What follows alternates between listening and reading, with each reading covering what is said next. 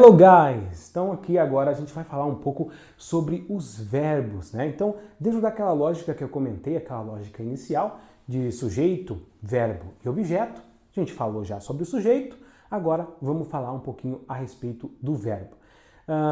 As pessoas costumam falar, né? Aí no dia a dia a gente vê, a gente está inserido nesse contexto de pessoas que estão querendo aprender uma segunda língua, a gente vê isso no dia a dia. Muita gente comentando que, porque a língua é muito difícil, porque aprender um novo idioma é muito complicado, né? E, porque em inglês é tudo diferente, é tudo ao contrário, né? Então, para vocês perceberem que isso, na verdade, não passa de um mito, eu trago para vocês aqui um pouco de como é que funcionam os verbos em inglês, ok? Então, eu peguei um verbo icônico, um verbo que talvez seja um dos primeiros que a gente aprende lá nas músicas, lá junto com as músicas do Baby Shark, com outras músicas de criança, a gente sempre vai ter um verbo como esse, né? Não sei se é do tempo de vocês lá, mas da época da Dora Aventureira, né? Quem não lembra da Dora Aventureira lá? Esse verbo é um verbo muito corriqueiro em situações como essa, que é o verbo comer, né? Aqui, ó, to eat. O verbo to eat é talvez um dos primeiros verbos que a gente aprende em língua inglesa. Então, para vocês perceberem o quão mais simplório é em termos de conjugação, eu trouxe esse verbo para vocês verem aqui. Em português, a gente pega um verbo normal, um verbo que a gente pega lá o comer, o brincar, o sorrir, e a gente vai fazer, se a gente for fazer uma conjugação desse verbo, a conjugação é aquela maneira que vai ficar cada verbo dependendo da pessoa. Então, eu falo eu como, você come, nós comemos, vós comeis. A gente sempre faz essa conjugação. Em inglês, né, a língua em termos de conjugação, ela é bem mais simplória, tá? Tanto que eu sempre comento que em português a gente vai fazer cerca de, com certeza, mais de 30 conjugações de um único verbo em língua portuguesa. Isso não acontece em inglês. A gente vai ver que em toda a língua, para falar toda a língua, presente, passado, futuro, a gente vai conjugar um verbo apenas 5 vezes, tá? Então é algo bem mais simples. Imagina, em português a gente conjuga mais de 30, em inglês só 5 vezes, ok? Mas é claro que você pode chegar e falar, mas teacher, eu não conjugo o vós, né? Quem fala vós comeis, né? Parece algo mais de época, assim, vós comeis toda a minha comida, né? Não, ninguém fala assim hoje em dia com tanta veemência, né? Mas no caso existem algumas conjugações que a gente faz em português. Por exemplo, nós comemos é corriqueiro a gente falar, né? A gente não fala nós come, né? Então, pode ser que tenha alguma outra pessoa que fala, né? Uma ou outra, mas não é o mais comum, não é o mais corriqueiro, ok? Em inglês, a gente então não vai ter todas essas conjugações. Português, como eu falei, mais de 30. Dia a dia, né? No dia a dia, a gente vai conjugar pelo menos uma de 12 a 15 vezes um verbo normal, tá? De 12 a 15 vezes mais ou menos. Em inglês, 5 vezes. Então, a gente tem aqui o verbo na forma original. O que é um verbo na forma original? Um verbo na forma original é aquele final are, ir. Tá? Então, se o verbo em português tem aquele final ar, e ir, ele é um verbo que está na forma original. Então, comer, brincar, sorrir, tá? Para eu obter isso em inglês, o que eu preciso? Eu preciso colocar a partícula to no começo. Então, se eu coloquei o to aqui, eu tenho o verbo no original. Então, isso daqui vai significar comer, ok? No original. Daí, para eu conjugar dentro de um contexto de frase, igual a gente vai ver logo em seguida, a gente só tem que tirar a partícula.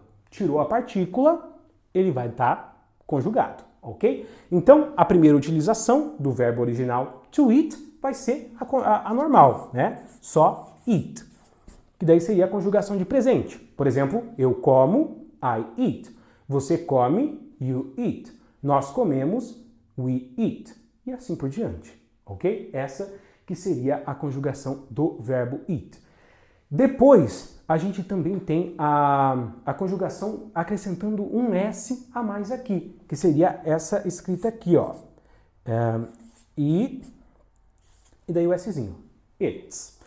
O que significa o it's? É a conjugação no presente, só que para a terceira pessoa, do singular. Quem que é a terceira pessoa do singular? É o he, o she e o it. Então, quando eu falo ela come, eu vou falar she eats, presente. Quando eu falo ele come, eu vou falar he eats, presente, ok? Então aqui a gente já teve duas colocações, né? Eat e eats, as duas para presente. A gente tem uma outra colocação que também é utilizado em termos de presente, a gente fala presente contínuo no caso, né? Que é o eat com o ing, tá? Então a gente coloca aqui, ó, eat, e daí o ing, que seria o eating, eating. O que vai significar esse eating? O eating, no caso, é aquela ideia de coisas contínuas, né? Então, comendo, brincando, estudando. Sabe esse NDO que a gente coloca? O pessoal costuma falar que é o gerúndio, né? Então, sabe esse gerúndio? Para adquirir esse gerúndio em inglês, a gente precisa colocar esse ing, ok? Depois vai vir o passado. Esses três aqui, então, presente simples, esses dois. Esse terceiro aqui, presente contínuo. Tem gente também que chama de presente progressivo, né? Então dá para chamar pelos dois nomes. E daí vem o passado, né? Então o passado que é assim, que é ate, tá? Então para falar eu comi, I ate. Nós comemos, we ate. E todas as pessoas usam a mesma conjugação.